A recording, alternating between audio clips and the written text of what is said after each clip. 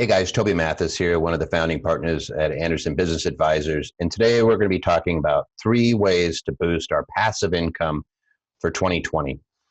Realistically, anytime we start talking about income sources, as a tax attorney, I'm going to stop and I'm going to say, what are their tax ramifications? And is the IRS, and really it's not the IRS, but it's Congress, are they telling us that there's certain things that we can invest in that are tax advantaged?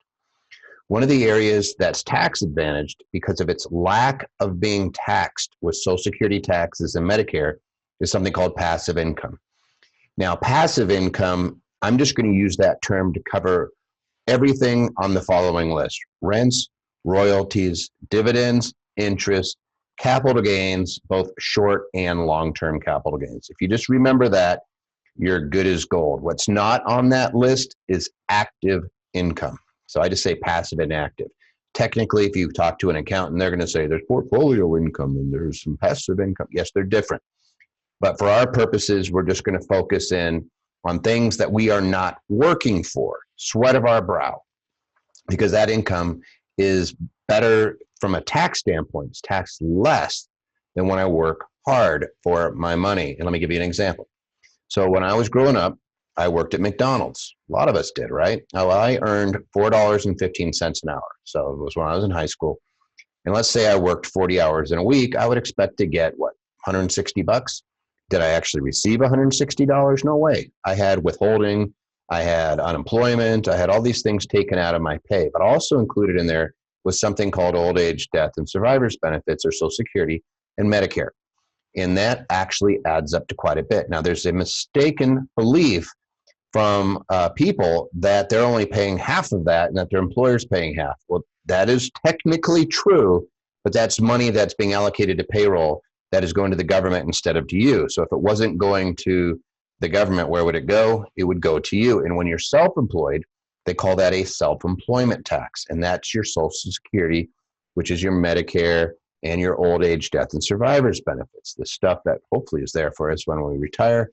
But there's a good chance it's not going to be really all there. So passive income avoids that. So when I was making my $160 in a week, I might see 120 of it because a bunch of it's going away to taxes.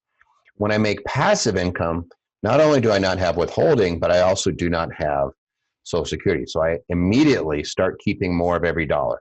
The math on it is old age, death, and survivors benefits taxed at 12.4% on every dollar. It does have a phase out when you get up over 137,000 thereabouts. It adjusts every year going up, but it's there for most of us that are regular working folks. If you're making less than $100,000, it's absolutely positively about 14.1% of every dollar when you add up and do the math. Part of that is the 12.4, but there's also a Medicare portion of 2.9. So when you add those up, it ends up being 15.3%. But you get a slight deduction on half of it.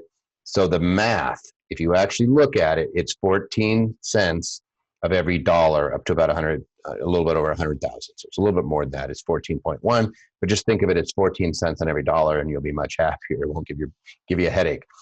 So we can eliminate that immediately on passive income: rents, royalties, dividends, interest, capital gains. Now, I'm going to give you 3 ideas that work in this current economic environment that have worked for decades that still work today. And we have to pretend that we are in the very beginning of the good old days of investing in the stock market, when you would give money to a company and then they would pay you as an owner.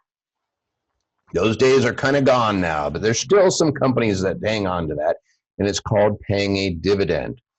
The easiest way to think of this is if your uncle hit you up for cash to start a business, said, hey, I'm going to start my taxi business. And you say, all right, I'll loan you $1,000. We'll help you start up. Would you be okay if he ran that taxi business for 10 years and never paid you anything? No, if it's a loan, you're going to get interest. Interest, by the way, is a passive income source, but it's not what we don't want to loan money to our relatives because there's a good chance you're never going to get it back.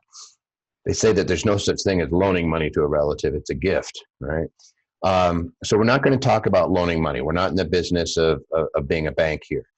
But instead, what we do is we say, hey, your uncle hits you up and says, hey, do you want to go in on a business with me?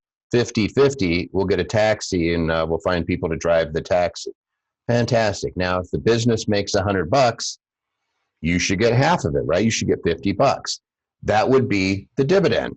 So when you are investing in a business, usually you're saying, hey, pay me something for the skin I have in the game. And a lot of companies don't do that. If you're looking at the Amazons and the Teslas of the world, they don't pay a dividend.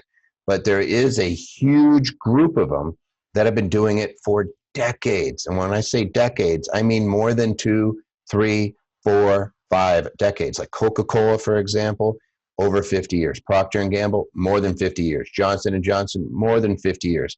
And not only more than 50 years, but they pay an increasing amount every year. So let's use your uncle as an example. What if in year one, they give you $50, the next year they give you $51, the next year they give you $52, and that goes on for 50 years. The next thing you know, you're receiving out of the company more than you actually put in. Now you still have your investment, you're still a half owner, and you're receiving money. So that's way number one, and that is through dividends. And when you buy companies, you can be very direct on what's paying out a big dividend. So for example, today, as we sit here, and you would look at these every day, we have Altria, which owns Juul, big chunk of Juul, and cigarettes, and a bunch of other sin things. It pays about an 8% dividend right now, which is off the charts, and it's been around forever. It's been paying out increasing dividends more than 25 years. Then you look at an AT&T, same thing. It's what's called a dividend aristocrat, 25 years or more of increasing dividends. And it's paying around 6-7%. Fluctuates. So it's paying. You give it $100, it's going to give you back $7 a year, regardless of what the stock's doing. So that's number one, is we want that passive income source. So income source number one is go out and find dividends, and specifically look at dividend kings and aristocrats. Those are companies that been paying increasing dividends 25 years plus and 50 years plus. The kings is 50. The aristocrats are 25, which means sometimes you're looking at a list, it says dividends aristocrats, you'll see a big old list, because all kings are also aristocrats. Easy way to look at it. There's about 25 companies that are kings, about 66 on last count that are aristocrats. So it takes this big, huge stock market where everybody's so intimidated, and it really reduces it down and makes it much more manageable. So that's way number one. Way number two is, since we're in the middle of going into the stock market anyway, we may as well profit in another way. And one of the ways that you can profit in the stock market is you sell somebody the right to buy your shares at an amount that is greater than what you paid for it. So the easiest way to think about this is, let's say this jacket. Let's say I paid $100 for this jacket, and Joe likes my jacket. And I say, hey, Joe, if you ever want to buy this jacket in the next year, I'll let you buy it for $110. I paid $100 for it, and I'm willing to let Joe buy it for $110. And Joe says, great. And I say, but it's going to cost you. It's going to cost you $2. And that way, no matter what jackets do, maybe jackets double in price, maybe they stay the same, he still can buy my jacket, this jacket, for $110 anytime. And that's called an option. In the stock market, that would be called a call. And specifically, since I am charging more than what I paid for the stock, it's called an out-of-the-money call. And so you're going to hear this terminology. They go in the money, out of the money, this, that, and the other. All you have to know is I'm selling somebody the right to buy something at more than what I paid for it. So if I go out and I buy, let's say it's AT&T and it's $35, I could sell somebody the right to buy it from me for $40. So if they buy it from me at $40, I just made $5, right? Yeah, great. But I'm also making the dividends along the way. And I could sell options on a weekly basis, on a monthly basis, et cetera. So that's way number two, is to sell a call against your stock. Now you own your stock, you buy stocks in a company. I generally say if you're going to do options, you have to own at least 100 shares, because one option contract covers 100 shares. So if I sell one option and I get, let's say, $100 in exchange for that option, that's going to cover 100 of my shares. So let's say I go buy a bunch of AT&T stock. So I spend, in that case, $3,500, and I get $1 per share.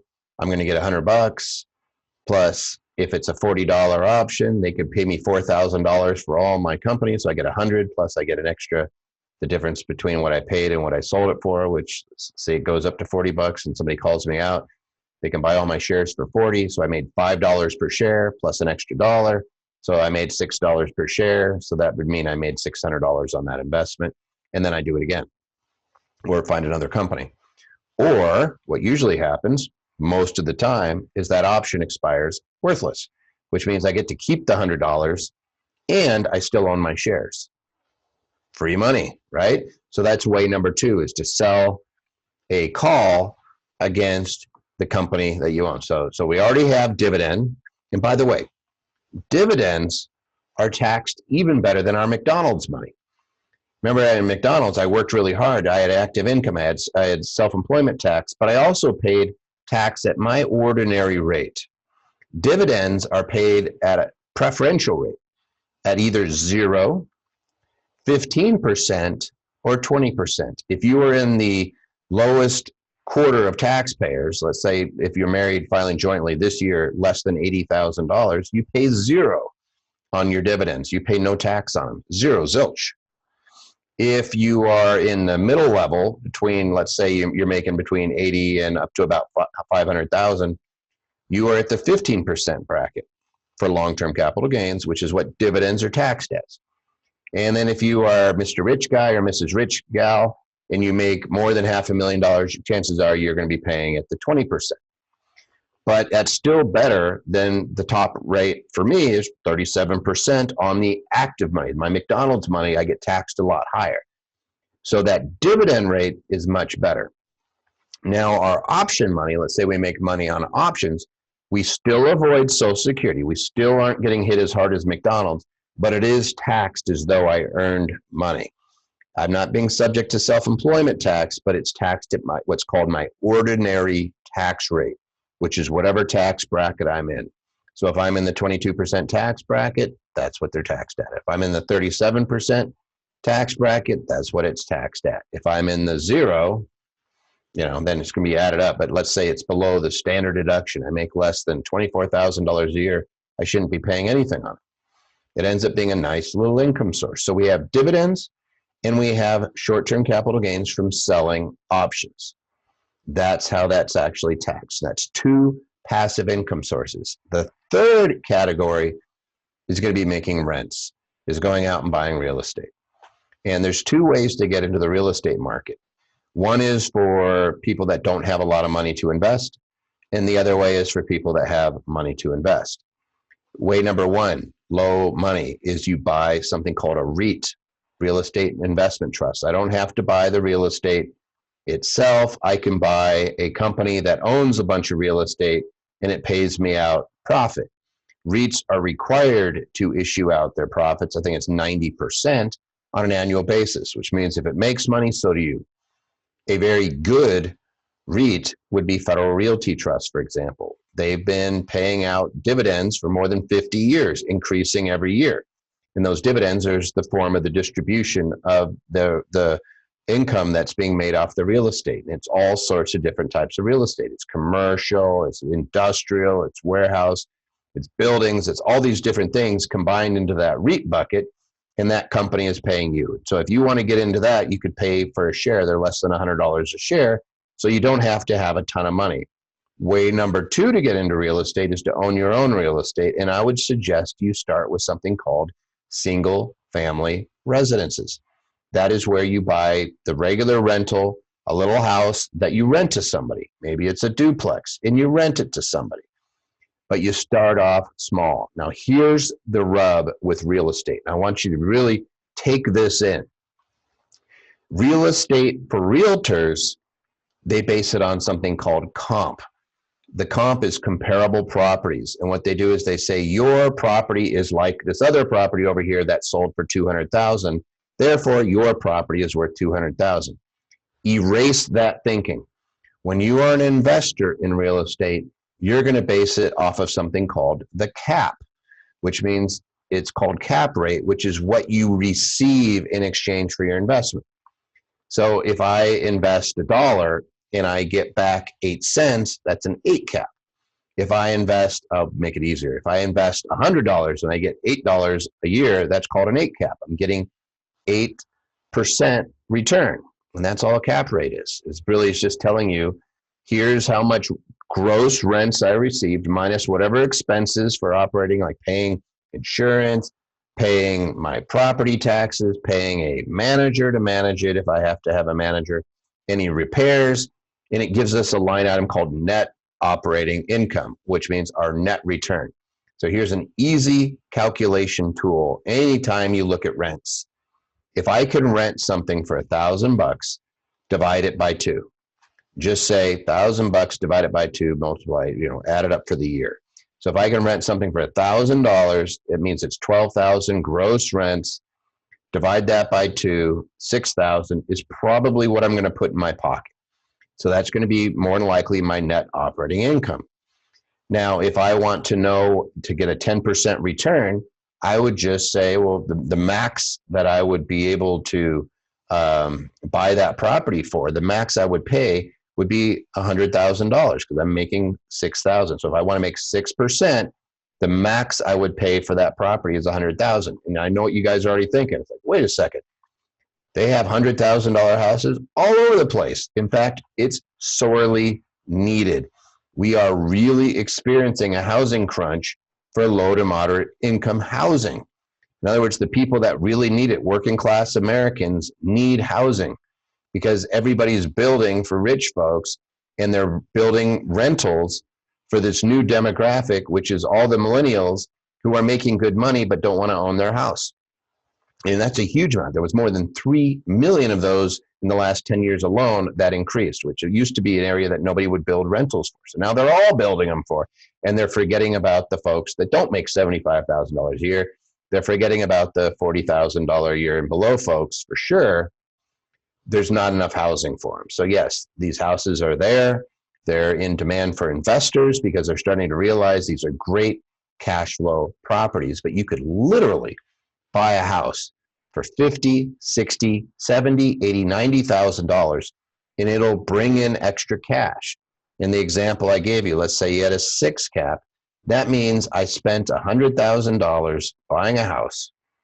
And if you have to finance it, you finance it, but you subtract the cost of the financing out of your total amount that you're going to receive. So let's say it's paying me $500 net on a monthly basis, but my financing is costing me $300. That means I would take my $500 minus the $300. I am cash flow positive $200 a month. You never buy properties that are cash flow negative. Just don't do it. You want things that put money in your pocket. And that if you can afford to get into real estate, you do it. If you can't afford to get into real estate right now, you start to strive in that direction. But you need to, that's one of the cool areas where you can definitely see income. Here's what's going on. We have housing inventory problems. There's not enough housing. Housing starts have gone down in 2020 because of all that was going on with the pandemic and everything else. So housing starts, they weren't building enough. They're not building enough. And this is going to plague us for the next couple of years. So not enough houses being built, big, huge demand. It means that rents are going to continue to go up, and they have. It's, if you ever look at the chart, you could actually go to the Fred, which is a Federal Reserve economic data site run by the St. Louis Federal Reserve. You can go in there and take a look at rents over the last 20 years, and they've gone up every year. They just go up like crazy because excess demand, not enough product. There's not enough housing out there. That's a great place to be as an investor. You actually want to go out and buy some of those, because a lot of people, they'll go buy the least expensive house, they'll tear it down and put a nice house on the lot, and they'll live in it. But that's not helping anybody that needs housing, and especially not helping the tenants. You're much better off to go out there and buy a decent property in a working class neighborhood that people need to live in and provide decent living wage properties. They are sorely needed, which means you'll be richly rewarded if you choose to get into it. But that is a passive cash flow. When you receive those rents, we can actually get that rent tax-wise because of something called depreciation. When you buy an asset, we could probably get it down close to zero, where you don't even have to pay income tax on that cash flow. And that's just a function of how real estate works. That's why rich people like to invest in real estate, because they don't have to pay a lot of taxes. Look at Trump. Didn't pay a lot of taxes. As we sit here right now, nobody's seen his tax returns except the one year where they leaked them a while back. And they realized he made a lot of money but didn't pay a lot of taxes. That's how real estate works. You're incentivized, and you get to take as a deduction a portion of the value of what you purchase every year. And what that does is it offsets the amount of income that you come in, and you get down to a zero number. So you get lots of money, yay, lots of positive cash flow, fantastic, without a tax liability. We really like that. So let's go back to McDonald's. I worked for $4.15 an hour. I worked 40 hours. I got $160, but I got to keep 120 of it. Now we flip this around and we look at rental income, where I'm making $200 a month and I get to keep the whole thing. That's the difference between active income and passive income. It's tax advantaged. You don't have to work for it. Once you get that rental property, you just sit back and let the tenants work for you. That's exactly what you just did. It's almost like having an employee. They work, they go to work, they work hard, and they pay you to use your property. So about a third, on average, about a third of their income, a third of the time they're working. Who are they working for? This guy right here. You got it. They're working for you. They're working for you, which is fantastic. And it works out great because they have a place to live. They have a great house with a landlord that loves them and cares for them and actually is trying to do a service for them. And it works out fantastic. It works out great for you. So we have 3 simple ways to add passive income into your portfolio. Way number 1 is go out there and buy them dividend stocks. Go out and get yourself some kings and aristocrats, and then let that dividend money come in. And it'll come in on a quarterly basis. Some of them pay out on a monthly basis, but you just let that money come in. That dividend money comes automatically just because I own the stock. It's paying me parts of its profits because I am now a shareholder. Way number 2 is you sell options on that stock to somebody else for more than you paid for it. And you let that option money come in. You could write options repeatedly. You could write it, sell it, and then if it pulls back, you buy it back. When it goes back up, sell it again. When it pulls back, you buy it back. You could do that multiple times in a day. I tend to be lazy. I'll sell it and forget that I sold it and just kind of say, all right, let's just watch it. Hopefully I get to just keep the money. If I get called out, they buy my stock, great. I get to keep the profit and I get to keep the option money. It's really a win-win situation for me. And then if it ever pulls back again, I buy it back again. Or you can roll out of a position by selling a later option and buying yours back if you have to. That's a little more advanced, but you just let that money come in. And then way number 3 is in the rental market. Let's make sure that we are going out there and providing housing to people, cash flow properties. It's the old-fashioned way to make money, and it still works to this day. You know, everybody's running out after the next big thing. They're chasing Tesla and Amazon. Don't go with the herd. That's a bunch of sheeple running after those things. Let them do that, and we're going to go over here. We're going to provide a much-needed service to an area of society that really needs that service. It's hot in demand, and we're going to let it pay us cash flow just for the fact that we are an owner. 3 simple ways to make passive income part of your portfolio.